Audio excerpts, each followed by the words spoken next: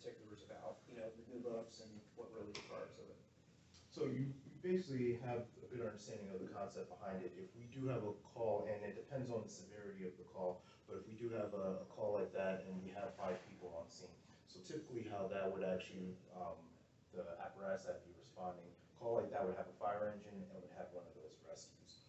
But depending on the severity of the call, immediately the next closest engine, like you said, is starting to be moved up or staged towards Indiantown, because we want to stay within our crisis response time. We don't want, any delay unnecessary. So we don't want them sitting in the station waiting for a call to come out in Indiantown, and now you have to dispatch them. We want that unit to already be relatively close. So yeah, having that system, that next unit, and then also, we talk about the Tropical Farm Station because that is the closest one, but we have 32, which is out in Hope Sound. We have the Palm City Station. On multiple occasions, I've had to call all of these apparatuses to come out and help me. So it's actually very common. I would say, multiple times a week, you'll see an engine, whether it be Tropical Farms, Palm City, in the Indiantown area, providing service. And sometimes the residents may not see it because they are staged. They might get close enough and then wait there because they're waiting for me to radio in and say, okay, we've mitigated this call now. We're available. You can start heading back to your quarters. So depending on the call type, but without a doubt, a system is necessary to mitigate the type of calls. And that's just medical calls that we're talking about. The semi-trucks that come through there, the dump trucks, the bad MVAs, just the design of the roadways out there. Just motor vehicle accident. Motor vehicle accidents that are out there. But yeah, there's just so many different things in industry that's out there. We talked about hazmat. So the support that's necessary to mitigate those calls, it realistically cannot be done and provide the level of service that's currently being provided with one engine and 2 rescues on a volunteer basis. Even if we have an automatic aid agreement, even if, mutual aid apparently is not as good as automatic aid, even if we have that agreement, that's gonna cost us. So let me ask this, and kind of spoke to it a little bit, but I wanna make sure that I am perfectly clear. When we're talking about training, the gentlemen that are on the ambulances and the gentlemen and ladies and gentlemen that are on those fire trucks, to talk about EMTs, paramedics, is there a minimum? Does everybody have the same? Can you speak to that? Rocco, team unit. You're on. Well, the minimum is the EMT, but every apparatus we have in our department has 1 medic on each truck. Some have multiple medics. So, and you see an engine or a ladder truck going down the road. Some still have the old label, it'll say paramedic point or paramedic ladder. So all our engines have paramedics, minimum of 1, most of the times 2. And our rescues also have a minimum of a medic and an EMT, but most of them have 2 medics on the truck. So But at a minimum, we have ALS equipped. Everything's ALS. You get ALS immediate to your emergency. Okay, what is ALS? Advanced life support.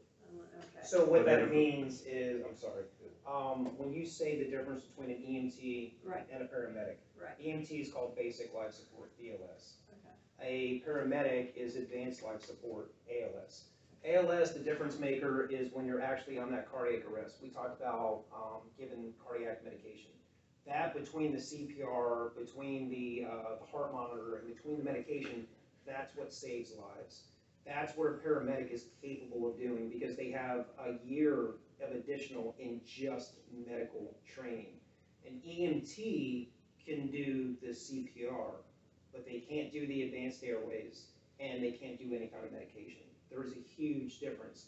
Every truck in our county, whether it's a ladder truck or an engine, has at least 1 paramedic on each truck. So we are advanced life support with every apparatus that rolls. And we also have EMS captains, 4 EMS captains per shift that roll and come to most of the priority calls to intervene and help and assist. So we also have that as well. but your point to your question was, at a very bare minimum, everybody is at least a firefighter and an EMT or paramedic. So they're cross-trained in both. The difference with a private ambulance company is that you're just getting an EMT or a medic. They don't have the firefighter background, which helps in situations where on a medical that it's, strange, they're in a tight spot, or whatever the case may be. A lot of the private ambulance experiences in controlled settings or doing interfacility transfers where, yeah, you need the capability to, if the person has cardiac arrest in transport or whatever, but it's usually the controlled setting. So, Matt brings up a good point. So Kevin, he's on many different calls out in Indiantown. And one of the big common calls out there are what he said, the MVCs, the vehicle accidents we have. And there is a lot of times where that rescue truck is the first on scene of that vehicle accident. And to his point, if they're just medically trained and they're not firefighters, they don't understand, one, how to recognize what's going on with the vehicle, they don't understand how to recognize the hazard, and more importantly, they don't even understand how to extricate the individuals safely from the vehicle because they're not certified as firefighters. But in addition, private EMS, that's for profit. We're not for profit. We're here for a level of service. Our tax dollars pay, everybody gets an equal level of service with us, and that we give 100% in that quality. They work for profit. The way profit works is, if I can send a truck with 2 people to go help this individual out, I'm gonna send that truck. I could probably, 3 or 4 would be better, but I can pull it off with 2 at a bare minimum, because I'm gonna make this other truck available so they can capture the next call, and I can keep out any kind of mutual or automatic aid, and I'll capture as much revenue as possible. So we're not even talking about profit margins. That's what private EMS does.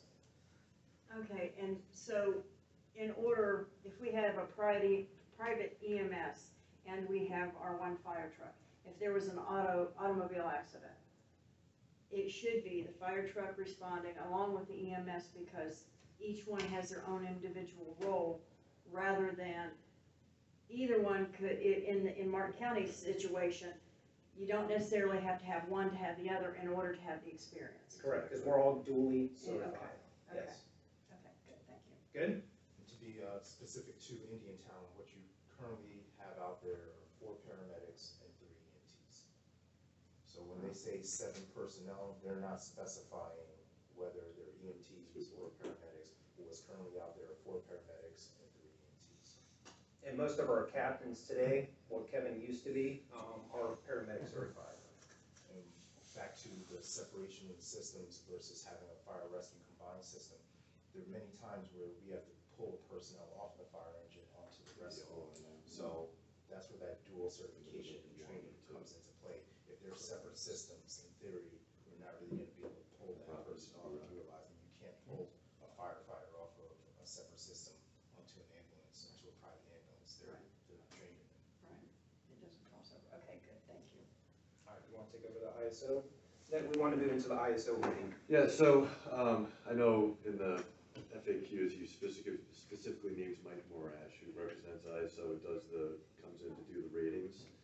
We were just re-rated 2 years ago, and we went from a 4 to a 3. And it's a very, you can't, undersell how much goes into that ISO rating. It's a tremendous amount of things. It's not just, it's water supply, it's dispatch, it's, make sure all your safety inspections are up to speed, your apparatus is there, you have backup apparatus, response times, et cetera. I mean, it's a whole litany of things. So we've reached out proactively to Mike just to get an idea of what would happen if this were to come to fruition and you guys created your own fire department, and what would that do to the rating? And he said it would go away unless they were able to duplicate the service, which you can't duplicate the service without an automatic aid agreement. If you're relying solely on mutual aid, and it's referenced multiple times in this FAQ, that's not duplication of service, because you're delaying response time significantly. And, to truly duplicate the service, you're gonna have to have your own fleet services with multiple backup apparatus, and then, the personnel on scene and everything else. Like, just on a structure fire alone, there's no reference of a ladder truck. You need to have an aerial device to properly mitigate a structure fire. And per NFPA 1710 specifically, you need to have 15 personnel on scene within a certain amount of time. So if you only have 7 people, you can't even respond to a structure fire appropriately. So, In reality, we would have 3. what's that? Well, if it was just Your mom. Okay. the way he wrote this, yes, you're right. He's saying he can do 3, and just to Oh, let you know about your consultant, so I had a conversation with a consultant, I think a couple weeks ago, and we talked about, we call it assemblage as far as a structure fire. And his response, it was disturbing, for somebody who comes from the industry, it was very disturbing with his response, because his response was, first off, most of the homes are under 2,000 square feet. Just discrediting homes under 2,000 square feet, which I just kind of pushed through that part. Secondly, he's like, he goes, you don't have that many structure fires out there, there can only be, you know, a few in a year. I'm like, so what happens with those few? He goes, we can handle it with one engine. I'm like, you can't even meet your assembly requirements, doesn't make any sense. Well, what we can do is we'll put fire sprinklers in all of the new homes. I'm like, okay, so you're gonna put fire sprinklers in the new homes, what about all the existing homes? Well, I don't have an answer for that. So he's given information to Howard, which is sharing with your board, and it's disturbing with how he just discredits everybody and doesn't, if you're going with the mindset of going up to a structure fire, and they're right, eventually the fire will go out, because it will consume all of its fuel, right? So if you're going with the mindset, I'm gonna send one truck to that house fire, well, you're not talking about saving lives. You're just talking about watching it burn down, and then we walk away. If there are people that have died inside, they weren't prepared to save anybody because it doesn't work that way. And they're not even talking about that. And that's why when I say we're passionate, that's where we're passionate, because that's what we train to do. And I don't want to get too far off ISO, but Christian, I wanted you to kind of articulate the special operations, because this is kind of his wheelhouse. Christian was a battalion chief for special operations, which is, I'll let him go into it, because I'm going to start taking it from, go Christian. So with our special operations, they're based out of Hope Sound, and there's 5 different disciplines that they're all trained in. Vehicle machinery rescue, which is if we have a large scale motor vehicle accident, we have to extricate the patient. We're able to do that, and obviously with all the semi trucks and heavy equipment that roll through Indiantown, you would need this truck. We've been out there numerous times as well to help mitigate that. Confined space rescue, as we've been out to Bay State Milling, we've done confined space rescues from them. We do high angle rescue, which we train out at FPNL. We do multiple high angle rescues with them, as well as trench rescue, and we also have a dive rescue aspect that we do as well. So we cover 5 different disciplines just in the special operations sector that we do there. So there's, to get those levels of training, it's a long and lengthy process. And again, going back to what the hazmat said, not only are they operations level, but they're all technical certified. So that's an even higher level of training. So just a little bit about special operations, what they do with that is, you're not gonna be able to get that.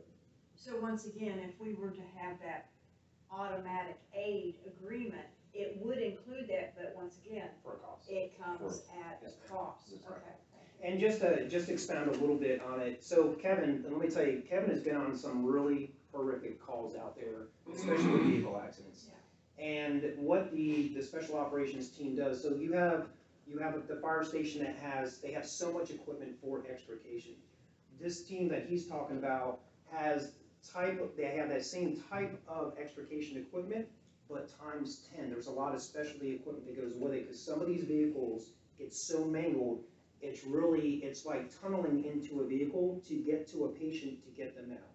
So you've never seen, and anybody will testify to it, you've never seen a vehicle get transported to the hospital because they couldn't get the patient out. Eventually they get out. But here's the part that they don't talk about.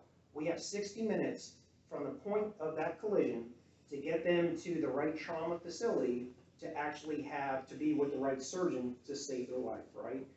This team affords them that ability to extricate them sooner than, I would say, that just an ordinary extrication. So they could be there for an hour, 2 hours of cutting them out to get them to the hospital, when we can get there and speed up the whole process between 15 to 20 minutes.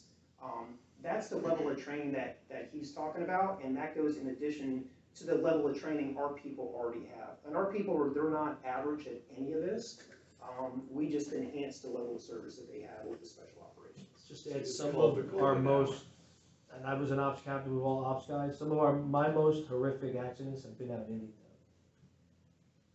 When I say he's been on some disturbing stuff, because I've worked with Kevin and I've seen it, it's been pretty, Well, I have to say,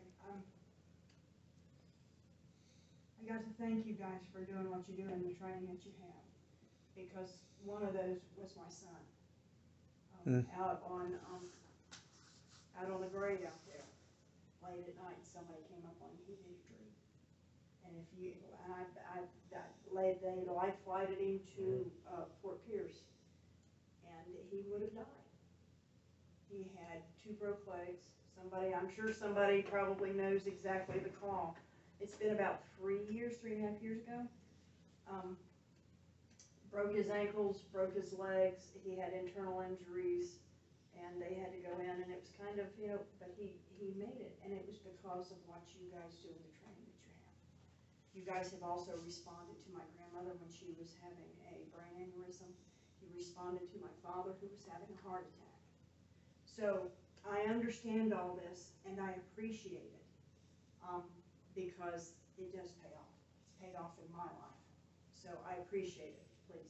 One other little thing I wanted to add on the special operations that's gonna be important is even outside the mutual aid and automatic aid agreements that would potentially be there, some of the industry out there such as FPL, but there's also been some different types of construction that's gone on, they actually by their insurance would require that we have an agreement ahead of time where they actually have to go out, either provide training, do an orientation, stuff like that. So that's even outside of a call response. They would have to say, there was some construction going out there at one point a couple years ago where our special operations team had to go out there and meet with them on site. They had to go through their plan to say, if this accident occurs, this is what we'll do. They look at our response plan, we look at their response plan. So that's even outside of a real call, that's just preparation and training, and they're required to, before they usually get their certificate, to be able to commence with any kind of, any kind of construction or whatever might be in the industry. Well, now, do they call you guys to say, we need this, and then they pay for that for you guys to come out and to do that for them? Do they pay you? It depends what it is, it depends Okay. who it is and stuff like that, so, Okay. it just, each one's a little different. Okay. But a lot of times it's not, they don't just do it out of, they'll call us and they'll be like, we were required before we can even start doing this is the stuff that we're required to do, so it just depends on who it is that's doing it. FPL, we have quarterly training with them. We have a long-standing relationship. In fact, we have training set up, I think, it's May. Because we go out there, and what it is one is being on the site, just because there's a lot of things about FPL, it's such a large area. You have to know areas that you can go to, you can't go to, what you can touch, what you can't touch, what is available to you for whatever type of call that you have. And it's a relationship that you have to have, because when time is of the essence, this isn't the time to figure out who's my point of contact, who can operate that piece of equipment. We need to know that when we get there, so decisions can be made in an efficient manner, and then we can make the difference. That's why it's so important to have that type of relationship with that type of industry, and we have that, so it's fortunate. And we don't charge for that. There is no charge for that. Yeah, there's no, obviously it benefits both organizations, to have that preparation in place, so there's no fee for that. All right, so this is probably one of many disturbing things that he had written in this frequently asked questions. So he claims he can run 2 medical calls and 1 structure fire at the same time with 2 med units, if you're even staffed full-time, and a fire truck. That's what that said in there. It's absolute, he can't even take all of that station and run 1 fire call. It's impossible, you can't do it. But he's delivering this to the citizens, and it's this false sense of security, and we're afraid if we don't educate them well enough, that they may think, because look, if this isn't your wheelhouse, this isn't what you do for a living, you may think, oh, okay, fire truck goes to a fire, end of story. It's not like that. We have multiple trucks on 1 fire scene. So we talked about it. We have a minimum of 15 people on 1 fire scene. That 15, we have 2 fire trucks. We have 1 ladder truck. We have 2 rescue trucks. We have 1 battalion chief, and we have 1 EMS captain at a minimum. You can't even meet that with 1 station. Does that make sense? Yes, sir. That's an industry standard. Okay. So for the consultant to even say that is just outlandish. Okay, having that much there is an industry standard. So we're not even up to industry standards with what we're proposing. No, not even close. No, and one of the other things that's gonna be important too is just with one fire truck and 3 individuals that are trained as firefighter, by the Florida statute and the fire administrative code, anytime you enter an IDLH atmosphere, which is immediately dangerous to life and health, you have to have what's called the 2 in, 2 out. Means if 2 firefighters go in, you have to have 2 equally trained to save those should they become in trouble. So if you only have 3, you can't even technically enter a structure to put the fire out if you don't have the 2 additional out there to rescue you. So they would be against the Florida statute if they actually try to do that. So in reality. So they would have to stay outside So until in you, reality, that's not even, well, the staffing that we are proposing is just to show up to a fire and make sure that it stays contained and it doesn't get, so there's no rescue even, Nope. not even thought of in this because No, it's but- not. Excuse Well, me, He's gonna fill that void with mutual aid, which we just kinda, I think we went through that already, is not Okay, gonna happen, because now you're talking an hour. And it's before happened anyone shows when I up. lived in Palm Beach County in the 90s. Lake Park used to have its own fire department. They couldn't satisfy the 2 in, 2 out. This is the reason why they actually disbanded. okay. And they watched the house burn to the ground, and they had to wait for Palm Beach County to come in and help them satisfy their requirement for the state 2 in, 2 out. And the homeowner watched his house burn to the ground. About 2 months later, Palm Beach County took Lake Park over. So it's excuse me. Okay, it's good to know. Hypothetical situation, my house catches fire, my wife collapses from the smoke inhalation. I make it out. You guys, or their guys are on scene. Nobody can go in and rescue her? no, they can, if there is a stipulation in the statute that says, if there is a known person in there, you have a real good, and you know they're in there, you can make entry without that safety team in place. But if it's not known, if you're just going, well, I'm not sure, but we need to check the structure, that's not considered known, so you would have to stay outside that Okay, atmosphere until more people arrive that were trained equally to satisfy that statute that says you have to have 2 outside waiting. But Thank you. to go further into your point, they do a risk benefit when they get on that call, right? Risk benefit analysis. So if I'm gonna risk a lot, I better gain a lot. Now, we are trained a very specific way. We risk a lot. It allows us to risk a lot because of the level of training that we have. So we know where we can push the limits. When you have a company like this, I'm telling you now, they're gonna see it, you're gonna identify it. My wife is still in that house. They're gonna assess that house. They're gonna say, oh, it's about 40% involved. Nah, you know what? Not risking it, not doing it. Sorry, sir, but it's just too far gone right now. That's the response you're gonna get. I'm telling you, when we go in there, now there are times where it's fully involved. Obviously, there's nothing there. But what we're trained to do is, when we arrive on a structure fire, it's not that we're fixated on the house that's on fire and where the fire is. We're fixated on the area of what we call survivable spaces. It's the areas that are not on fire, that's where we make our rescues. And we have techniques of how we enter. We don't enter the front door in every house because it's a front door. We enter the points of ingress where we're able to go in there, make a difference, kind of seal off where the fire can go into that room, search that room, and if we know your wife is in a room, especially wherever she is, we know that we can go in there if the fire hasn't encroached in that area, shut it down, search it, and take her out that window. So there's techniques out there, but it takes a lot of training and reps, and that's all we do all year long is train both on medical and on fire. That level of company, what kind of training do you think they can have because of the type of calls they have and the amount of calls? They don't even have the time to get that training in because they're too busy running the calls that they have to run in that area.